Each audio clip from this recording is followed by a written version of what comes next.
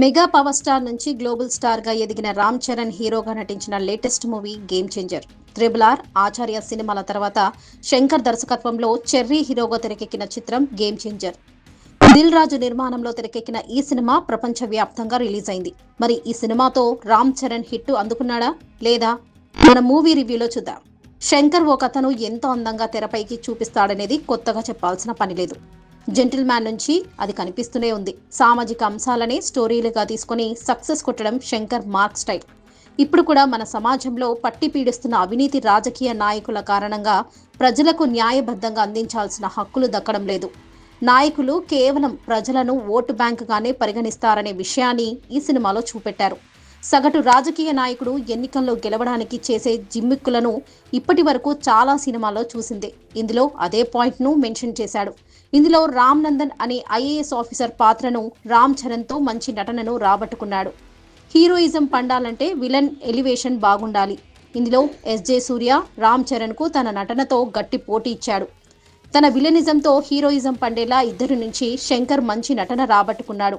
మరోవైపు రాజకీయ నాయకులు ఇచ్చే ఉచితాల వల్ల ప్రజలు ఎలా మోసపోతారనే విషయాన్ని ఇందులో ప్రస్తావించాడు. ముఖ్యంగా తమిళనాడు, కర్ణాటక, తెలుగు రాష్ట్రాల్లో ప్రస్తుతం మెజారిటీ రాష్ట్రాల్లో ఈ ఉచిత తాయిలాలు ఎక్కువైపోయాయి. వీటిపై తనదైన శైలితో సునిశ్చిత విమర్శలు చేశాడు. ఈ సినిమాలో కొన్ని సన్నివేశాలు చూస్తుంటే శంకర్ మార్క్ సినిమాల ప్రభావం, జెంటిల్ మ్యాన్, ఒకే ఒకడు, భారతీయుడు, శివాజీ సినిమాల్లోని సీన్స్ గుర్తుకొస్తాయి. అంతేకాదు అడుగడుగునా శంకర్ మార్క్ లావిష్నెస్ కనిపిస్తుంది. ముఖ్యంగా ఫ్లాష్ బ్యాక్ లో వచ్చే అభ్యుదయ పార్టీ నేత అప్పన్న, బొబ్బిలి మోపిదేవి ఎపిసోడ్ ఆకట్టుకుంటుంది. ఇక ఫ్యాన్స్ ఆకట్టుకునే యాక్షన్ సీక్వెన్స్ గూస్ బంప్స్ తెప్పిస్తాయి. పాటల్లో మరోసారి శంకర్ తన మార్క్ చూపించాడు. తెలుగు నటీనటులు ఉన్న అక్కడక్కడ తమిళ వాసనలు కనపడ్డాయి. హీరోయిన్తో ఆన్ స్క్రీన్ కెమిస్ట్రీ అదిరిపోయింది. ఇందులో కొన్ని పాత్రలు ఎందుకోనేమో తెలియదు, ఏదో భారీ బిల్డప్ కోసమే తప్పించి అందులో కొన్ని పాత్రలకే ప్రాధాన్యత ఉంది. సినిమాటోగ్రఫీ రిచ్గా ఉంది. నిర్మాణ విలువలు బాగున్నాయి. ప్రతి ఫేమ్లో నిర్మాతలు డబ్బులు కనిపిస్తున్నాయి. ఎడిటర్ కొన్ని సన్నివేశాల్లో తన కత్తెరకు పదును పెడితే బాగుండేది.